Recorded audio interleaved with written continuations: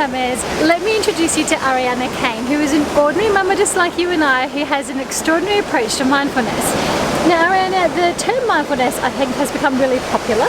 Yes. And it's been battered around so much that I think when we have terms used so often, we can hear them so much, we think, oh, we must be doing them, and we can get complacent about that. Yes. Can you just share with us how you discovered mindfulness and why you chose to embrace it for your life and your family? Yes, and you're right, the word mindfulness, you're seeing it everywhere, and lots of people are talking about it, lots of people are writing about it.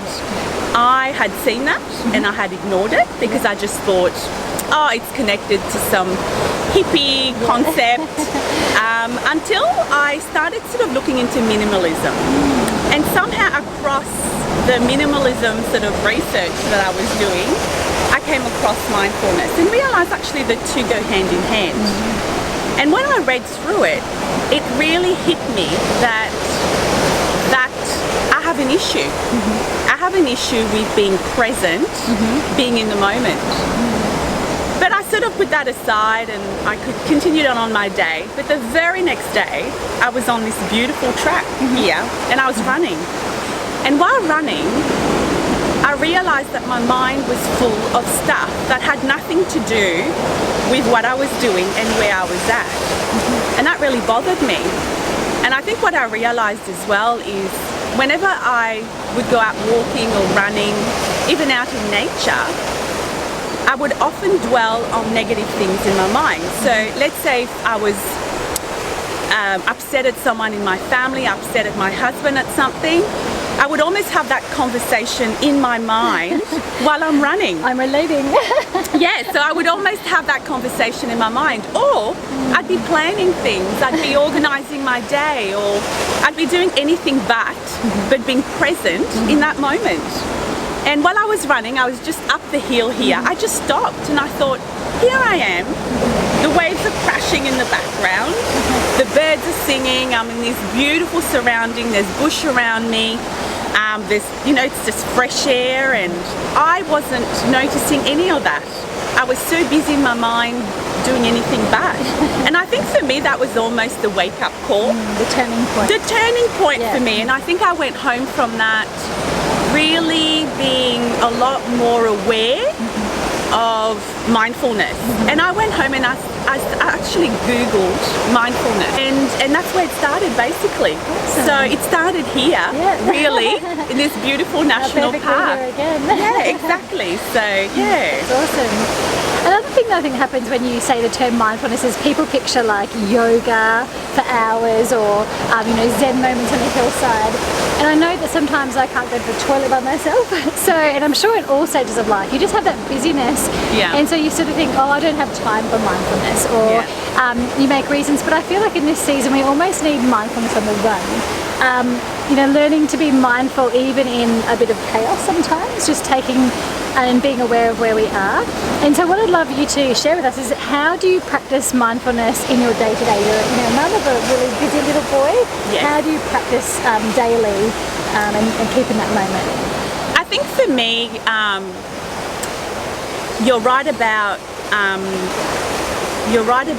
trying to be mindful in chaos, but I think also what I've had to realise, it's been a journey, and it is something I'm still struggling with, and it is something I'm still trying to get to apply in my life.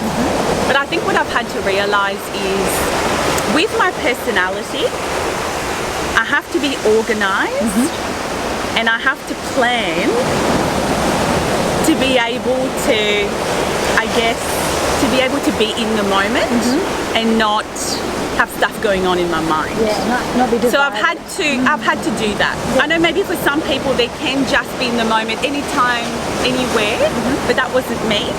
And I think one of my biggest problems was that, like for example at home, when I'm with Jaden, I've always had this pressure that I put on myself that the house has to be perfectly clean every single day, and if I have a list of things to do all stored up here, that it had to be done within a space of time. It's almost like I time myself.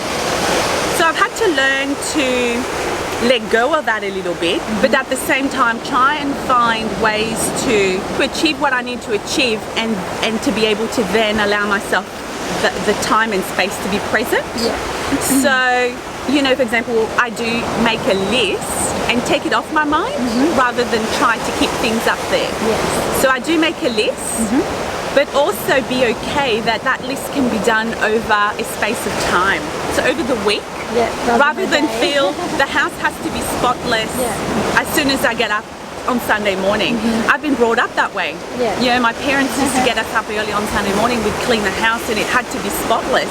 And we'd clean every day. So I have to be able to detach myself from that. So for me, it's that. So if I find that if I organise myself enough and if I in some ways structure my day a little bit better, I can do that a lot better.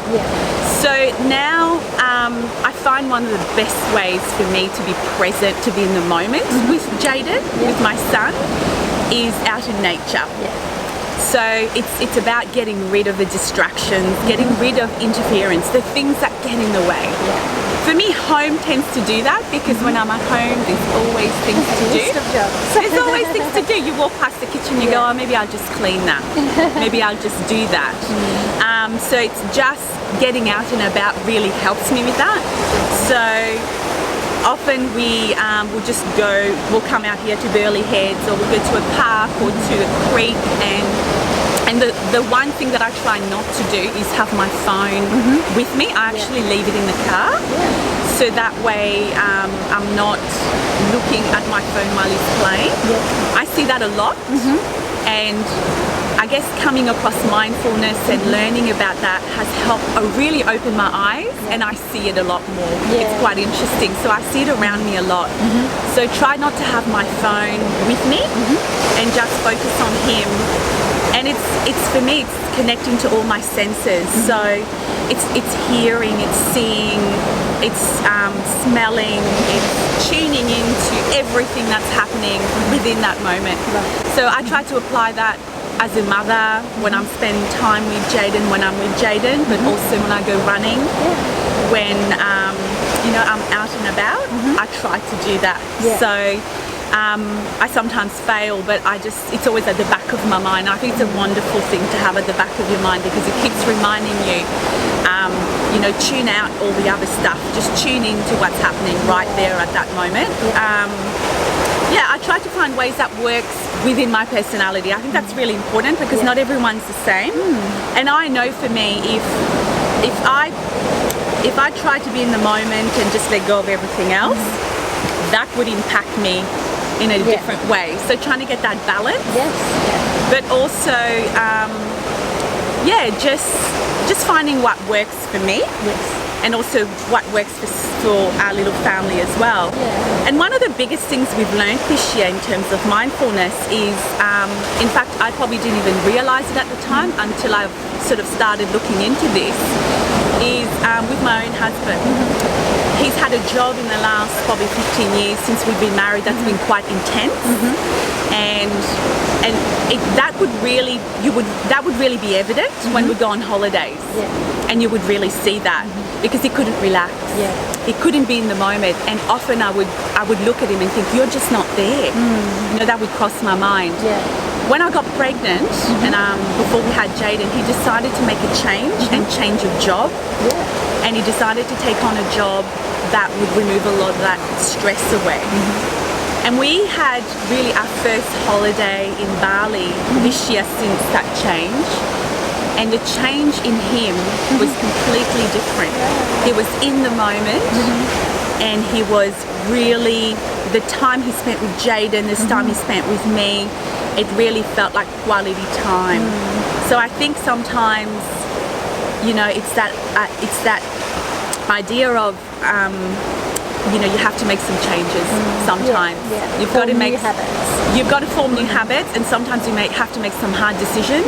You have to get rid of the things that's getting in the way of you being truly focused and in the moment with your family. Now, our Mucho Mama challenge for this month is don't let motherhood make you lose your mindfulness.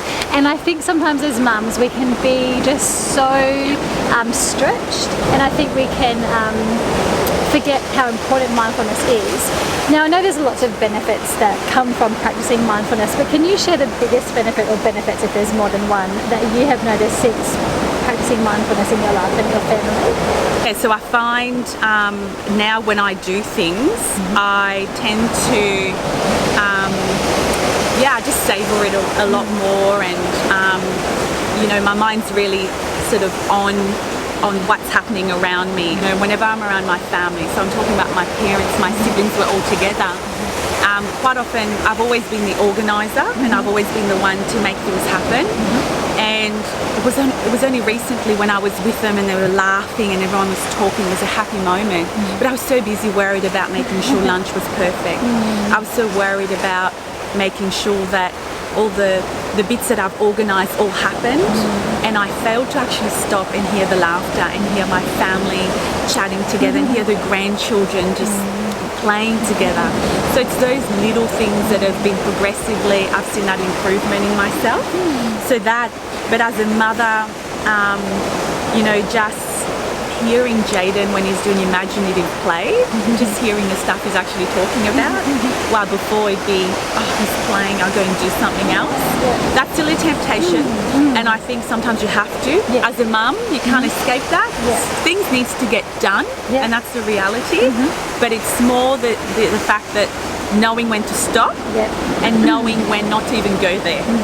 So there are moments that happen and you have to be able to go, what's more important here, and what I want to carry with me. A clean house or this amazing conversation I'm having with my child at the moment, or watching him play in the sand and just seeing his imagination running wild. And so it's that constant.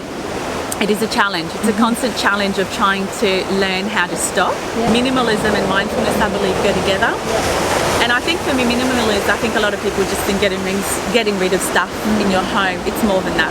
It's so much bigger than that. And mindfulness is almost minimalism of your mind, isn't it? Minimalism of your mind and minimalism of your life. So it's getting rid of stuff in your house so you have less to clean, less toys, less mess, so that you have less to do. So trying to find ways to cut back on the things that you have to do that are not necessary, but also cutting back on things to do. It's so easy when you have a child to feel that they've got to be doing something all the time, and learning to say no. Prioritising your time, basically. And I think to be able to really practice mindfulness properly, you have to prioritise your time, and you have to be able to know what to completely take out, or what to completely put down the list, and what to just make sure that's more important. And for me, that's myself, looking after myself, looking after being a mum, and my little family as well. So it's been a huge benefit, and I'm just so glad that it's taken me so long to be able to come across this, because I guess it's something we just never really talked about in the past. But I think in this day and age, where we're so consumed with so much, and where technology has come in the way of families connecting, I think it's even more important that we talk about this, and I think it's even more important for people to stop and go, hey, I really need to learn about this and learn how I can apply it in my life. So that's been our journey. So I love it. Still continuing on, and this place always reminds me of it. So whenever I come out here, I'm like, Ari, listen to the waves, listen to the birds, tune in to what's happening around you. Take it all in, breathe it all in, there's plenty of time for everything else. Definitely. So, yes. Well, thank you, Ariana, so much. I love this topic, and I love what you've shared with it. I know it's going to inspire me to live my life differently from some of the things you shared, and I know it will for a lot of the Mucho Mamas as well. So thank you so much for your time. You're welcome.